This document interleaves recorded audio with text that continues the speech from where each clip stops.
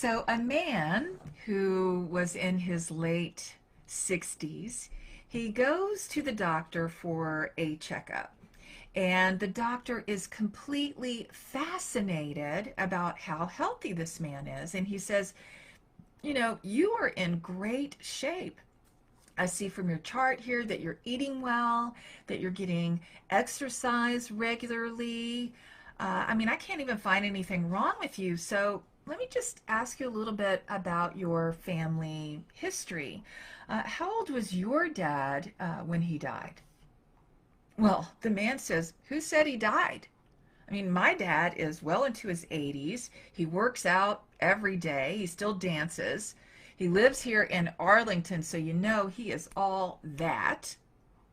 And with that, the doc says, wow, that is amazing. So, how old was his father when he died? And the man says, who said he died? In fact, last year we all went together as a family to Chicago because my 102-year-old grandfather got married again. To which the doctor says, why in the world would a 102-year-old man get married again? And the man says, wanted to? Who said he wanted to?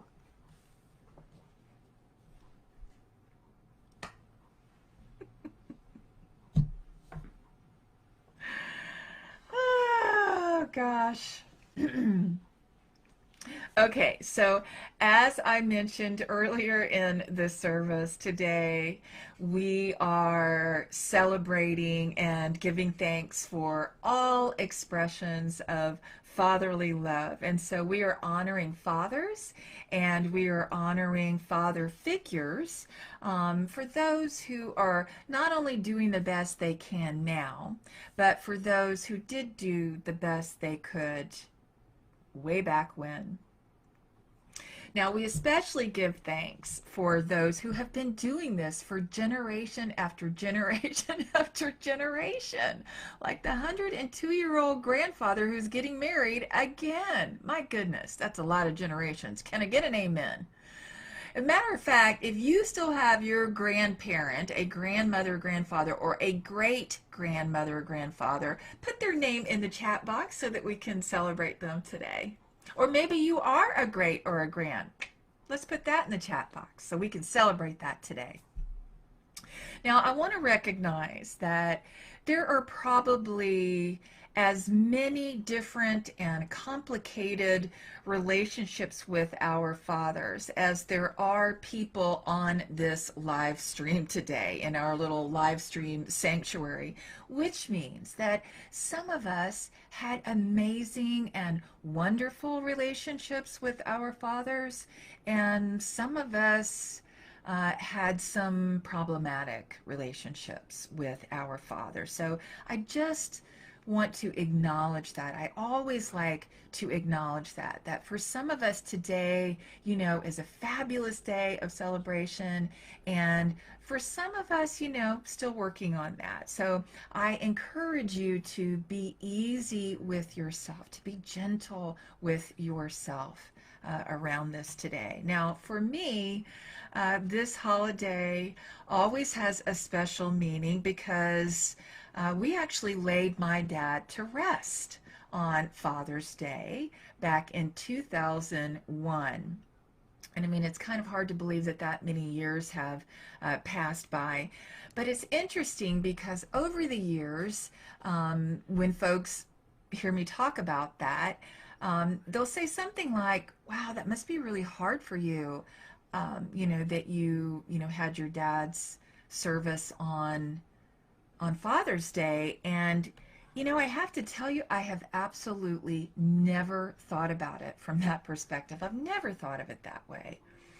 And that's because my childhood, especially my early childhood, my dad was, well, let's just say was not, it was just less than perfect, like a lot less, like on the meter of a lot less. It was a lot less than perfect. And yet, when I got to my 30s, really because of him, he prompted this. We had a lot of healing And we had a lot of, we did a lot of forgiveness work, you know, with each other. So I am grateful to be able to say what an honor it was that we were able to bury him on Father's Day. Now, if you want a little glimpse into the quirkiness of my Aquarian father, who was born on Groundhog's Day, this one example pretty much paints the picture. So when it came time to think about what to put on his gravestone, my mother, my brother, and myself, we had an instant and unanimous agreement about what would be engraved. And that was one of his favorite phrases. Actually, it's a lyric. And here it is. It don't mean a thing if it ain't got that swing. Mm-hmm. It don't mean a thing if it ain't got that swing. And that pretty much sums up my dad. And that's exactly what we did. That's exactly the grave marker for him. And it still brings such joy to me. It brings a smile to my face and to my heart. So we want to recognize, you know, that there can be a wide range of expressions of fatherly love in our life for those that are in the role of father. Of course, you know, there's always the great TV dads that are worthy of mention, like Ward Cleaver from the Beavers or Gomez from the Addams Family. I always feel like my family was a lot more, you know, in that quirky vein. Maybe not quite the Munsters, but Philip Banks from The Fresh Prince of Bel-Air, right? Hal from Malcolm in the Middle, Murray Goldberg. Oh my goodness.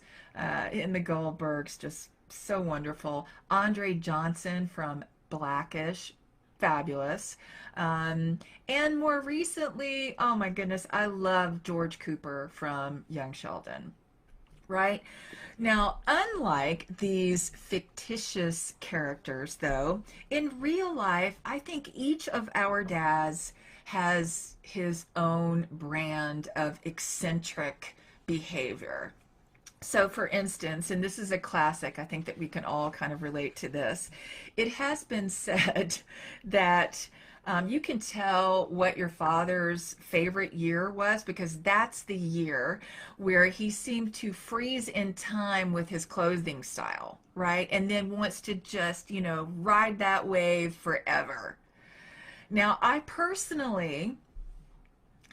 know this to be true because the Hart kids, Dave, Annie, and Mame, and myself, it took us years. I mean, years to get David Hart out of his scrunchy socks and his fanny pack.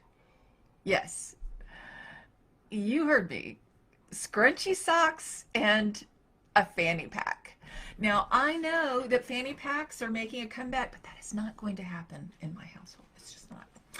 So, you know, I know that we all have a wide range here of eccentric behavior with the fathers in our life. And of course, my deep gratitude to my husband, the saint, who brought 3 amazing children into my life. And of course, that's Dave, Annie, and Mame. And now amazing grandchildren. So we want to consider the qualities of the divine masculine today. Now, here's just some examples of some of the archetypes of the divine masculine, like the warrior, the king, the protector, could be the teacher, the provider, the leader, and so on. But what I want you to remember, what I really want you to take with you today, is to remember that just like the divine feminine can also be found in men, so can the divine masculine be found in women. And this is, of course, especially true, I think, for the single parents, right? Now, I want to share a Peanuts comic strip with you because I think this demonstrates this pretty well. And I just happen to love this one. Okay, so this particular comic strip has Charlie Brown and Lucy in it. So Charlie Brown says, "What are you doing?" And Lucy says, "Oh, I'm making some sort of Father's Day card." And Charlie Brown says, "That's great. I'm proud of you. Father's Day doesn't get the recognition it deserves. You know, I find that it is all too frequently ignored. I cannot commend you too highly. I'm very impressed." And of course, Lucy says, "Thank you." And then she goes on with her card. "Dear Mom, have a happy Father's Day."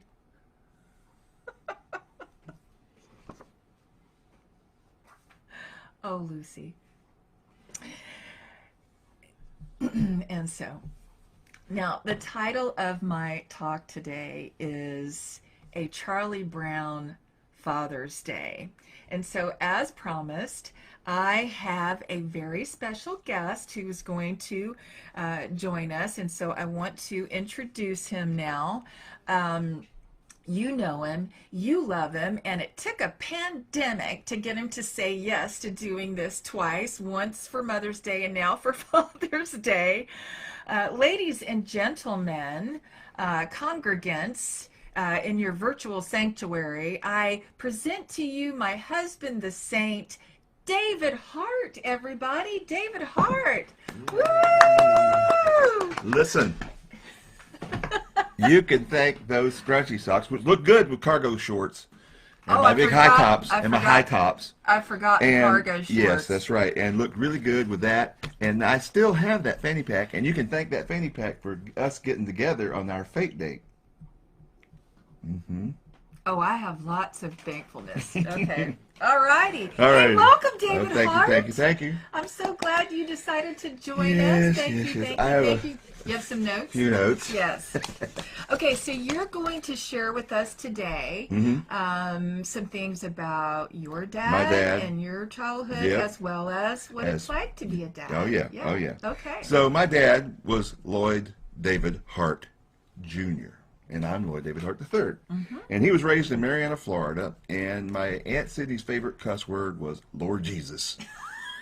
And I think for the first 3 years, I heard this from my grandma, and I heard this from my Aunt Sydney, and I heard it from my dad, that for like the first 3 years of his life, he thought his name was Lord Jesus, not Lord Lloyd Jesus. Jr. Yeah. Okay. Wow. Okay. You know. Now, Dad started as a radio announcer in high school because he had one of those deep, smoky radio announcer kind of voices, you know. That's where you get that from. Yeah, that's true. Lord Jesus. Yeah, and my earliest memory of my dad was the fact that he was never there when I woke up in the morning, but he always came home before supper because he did that early morning show, 4 a.m. or 5 a.m. On the radio station for years, forever.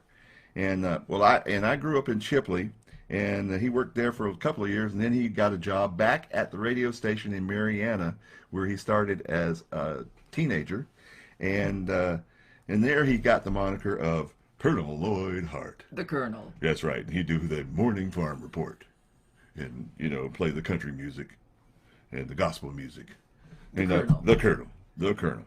And but I did have a lot of great adventures with my dad. I mean, I'd get to ride around the countryside when he was going on sales calls for the radio station, and because he was kind of a local radio personality, he did a lot of crazy things. He was the ring announcer for the wrestling when they would come to town every month. He would MC local pageants. Wait a minute. He was what? He was the ring announcer. Ding, ding, ding, ding. In this corner. No kidding. Oh yeah. Okay. Yeah. Cool. That was some crazy stuff. Can you imagine? That's right. But he also MC at pageants, country fairs. He would go to square dances and call some square dances. He was also the announcer at the Rattlesnake Rodeo. What? The Rattlesnake Rodeo. It was in the winter of every year in Chipley, Florida.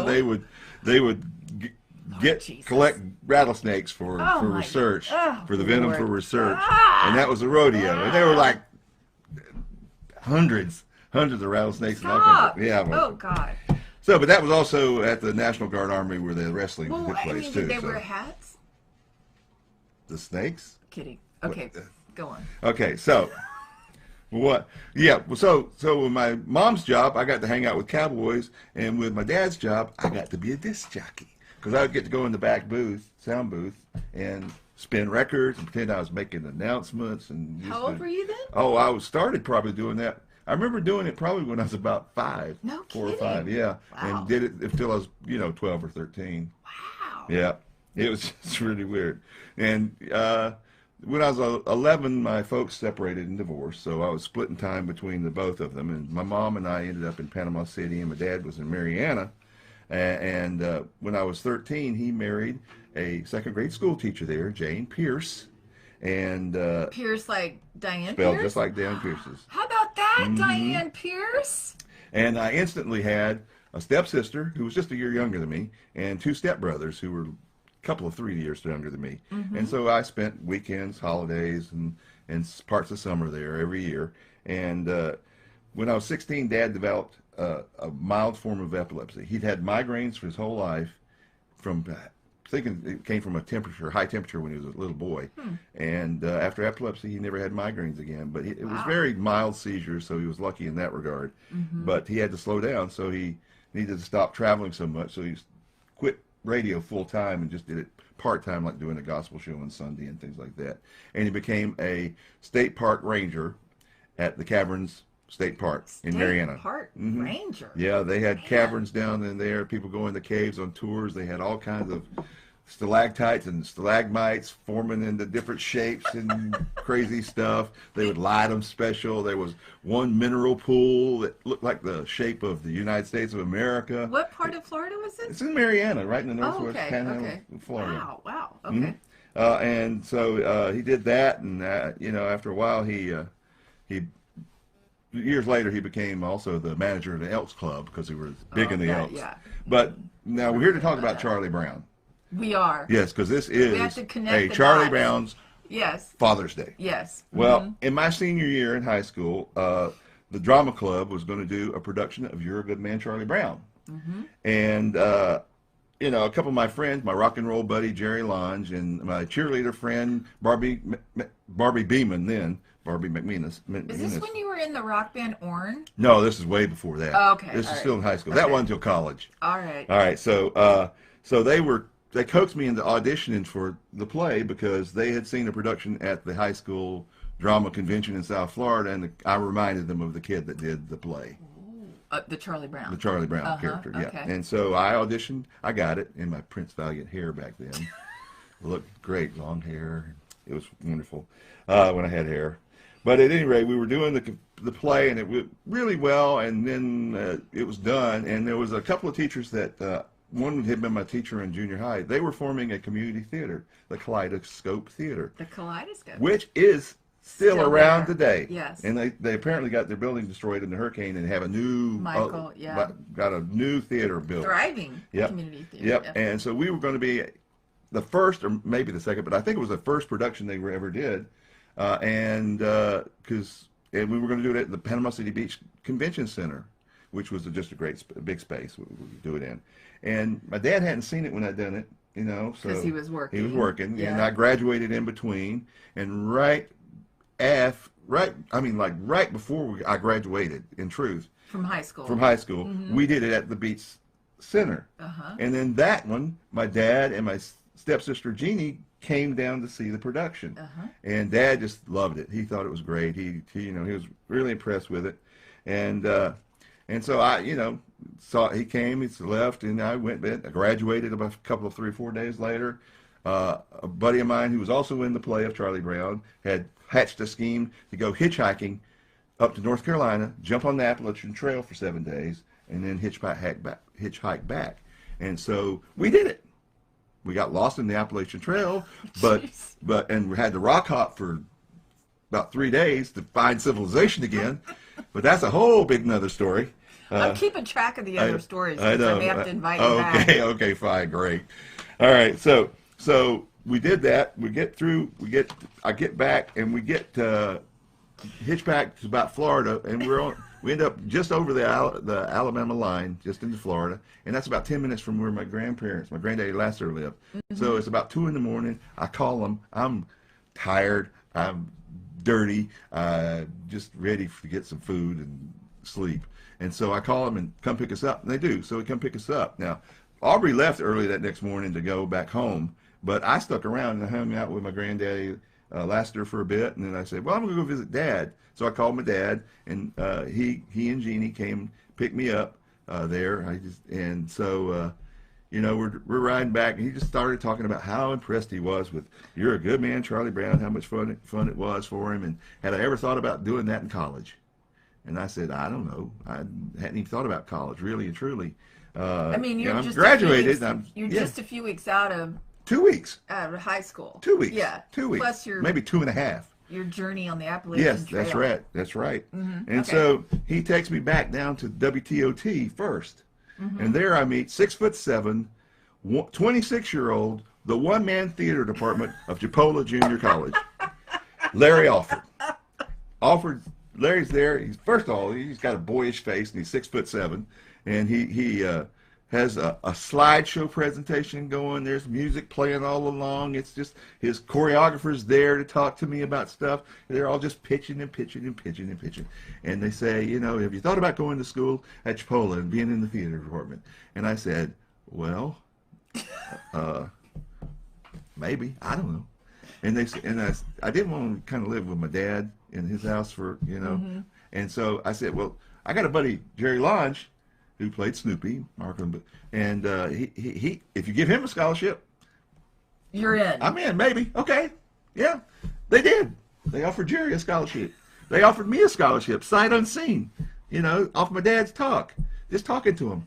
And I mean, my hair was only like the hair. Jerry's was a rock and roller. His hair was like down to here. We'd never seen this until we got there for school. So you know, I went to Trolla, and I went to junior college, finished junior college there. Went to Pensacola and there, and you know, long story short, and it just did. That was the beginning of right. your career. That's right, exactly Because right. I basically owe my acting career to my Lord dad, Jesus. to Lord Jesus, for For talking seeing that in you. Yeah, I I saw know, that in I you know, before you saw it I in know. yourself. And you know, and Daddy and Jane were really involved. Oh, I gotta get a picture of it. Hang on. Okay. Yeah. Daddy and Jane were really involved in the theater department in some ways. I mean, they always pitched in for the opening nights.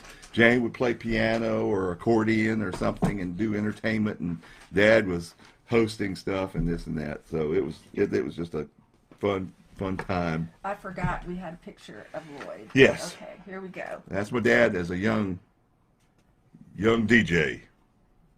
There you go. Yeah.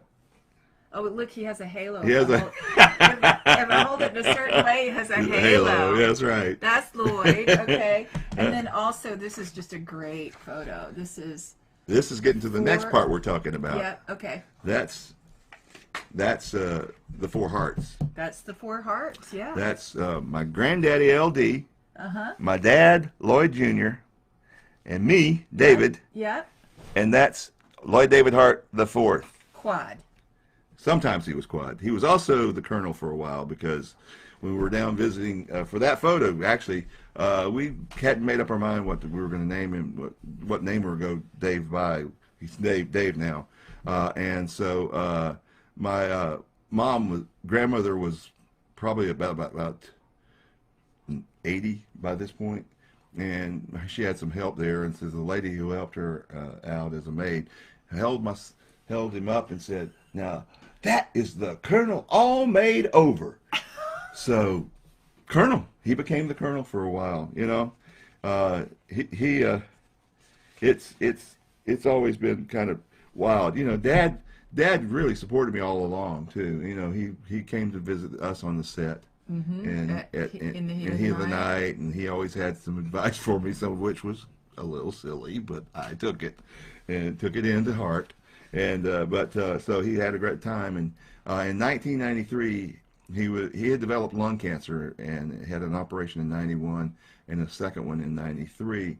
And I'm getting ready to go down to see him in recovery, and he passed away shortly after coming off the operating table.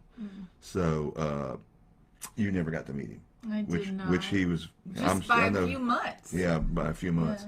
Yeah. And I know he would have loved you beyond belief. and you'd have loved him because I he's a know character. that. I He's a know character.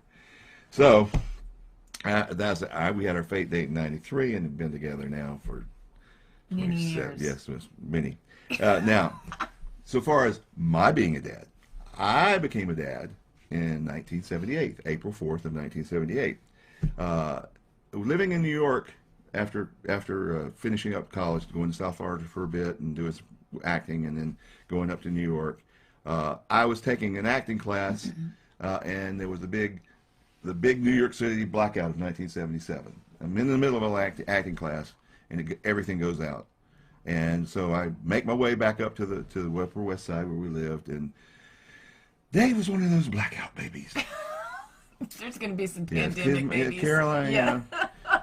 we a lot of them. We met. There was a real. I know. I know. So I know. so we were going to do his delivery at a midwife center on the Upper East Side in East 92nd Street, and they had some limitations on what you could do. And Caroline's blood pressure went up above their limit, so we ended up taking an ambulance ride at like two in the morning again, taking an ambulance ride down to St. Vincent's on the in the West Village, down on the West 4th Street area. And so Dave was born April 4th, 1978 at St. Vincent's Hospital, which is, I don't think is even there anymore. And so when he was born, I kept getting asked by my dad, for my granddaddy heart, what are y'all going to call him? What are you going to name him? What you going to name him? We had other names in mind, but we kept, Lloyd David Hart the fourth has a nice ring to it, and so he ended up being Lloyd David Hart the fourth, and that's how the whole Colonel business and Quad, which means four, which Dave came up with himself when he was about 12 or 11 or 12. Okay, we need to speed up. Okay. So I'm going as fast as I can, and so where am I? There's on the notes. Oh, and today Dave is a great dad himself. He is indeed. Now, his sister Annie was born while we were living in Brooklyn. We moved there. Oh, wait, you missed that one part. Well, I'm going to tell that one. Okay. We moved to Brooklyn for a bigger space, and it was a largely Haitian and Jamaican kind of neighborhood. So we would be pushing David down the street in a stroller. He was a little baby. He was still only about a year and a half at that point. 2 years.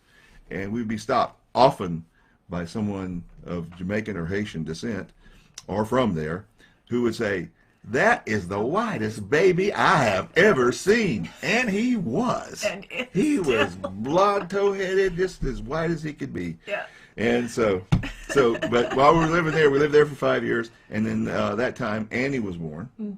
And then we had a big surprise with Maine being expected, and we needed to be somewhere else. So we moved out into the boonies, in the wilds, really in the country, in New Jersey, in a small little borough, Andover Borough. And Maine was born just after we moved there, in Dover. She was born in Dover, but she lived in Andover Borough.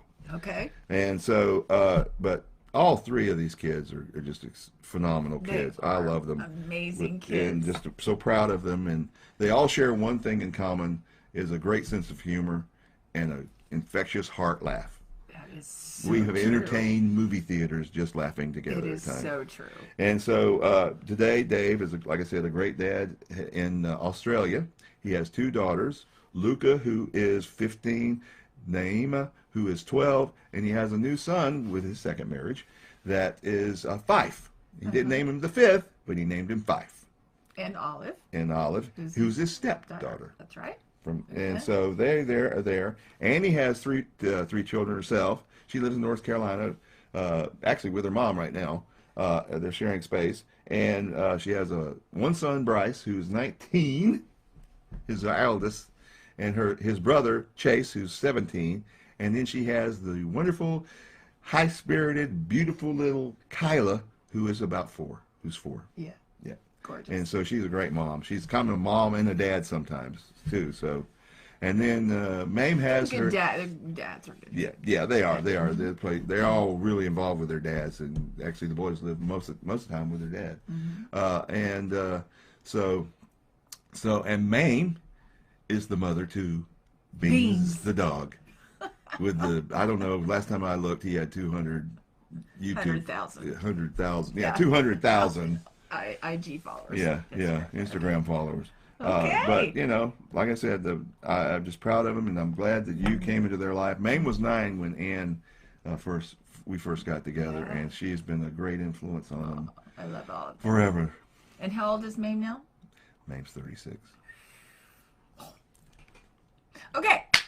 Wrap it up. I'm What done. else you got? What else I'm you done. I had a great dad, and I'm a good dad. You're And great. I got. And you're a daddy cat. I'm a daddy kid. And Lord, am I for all daddy kinds kid. of fur babies. Yes. Yeah. Okay, we won't go into them. No. We'll have to save that for another time. All right, so- All right. Thank you, David Hart. I wore it out. Thank you. I don't know how you do this every week.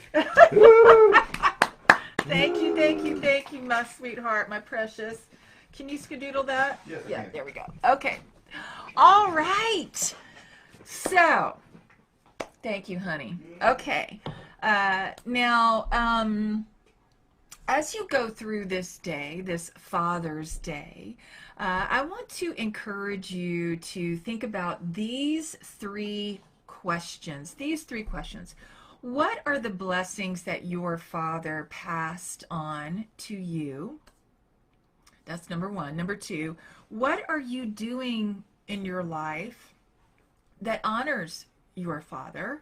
And number three, what are some of the profound memories that you have with your dad? Right? So even if you have a complicated relationship, or maybe you had one, wherever you are on that spectrum, think about these three questions. What are the blessings that your father passed along to you? What are you doing in your life, or not doing, that honors him? And what are some of the profound memories that you have with your dad? Now, I gotta tell you, because of the issues of racial equality and the matters of justice being served, coming into right order, with so many different cases going on right now, still so prevalent in the news and in the headlines, I kind of just want to hit the pause button here for a second and just say, I love that scripture. You may have even heard it over these last couple of weeks. Let justice roll on like a river, righteousness like a never-failing stream. Let me say that again. Let justice roll on like a river, and righteousness like a never-failing stream. And so in the midst of these trying times, my heart goes out to all fathers of all ethnicities who have dealt with the death of a child because of senseless acts of violence. And I also, my heart goes out to any sons and daughters who have lost their father to senseless acts of violence, or even just created some kind of devastation in their lives. So because this is at the forefront, let us just be mindful of that today. And let us also be grateful because some really good things happened this last week within the law of the land. And so let us be truly grateful for our LGBTQ brothers and sisters, and let us be grateful for our DACA brothers and sisters. And let us really remember that it is up to us to keep this momentum going. It's up to us to keep this momentum going. And so with that, we end our message today. And I thank you, and I say God bless you, and happy Father's Day. Mwah.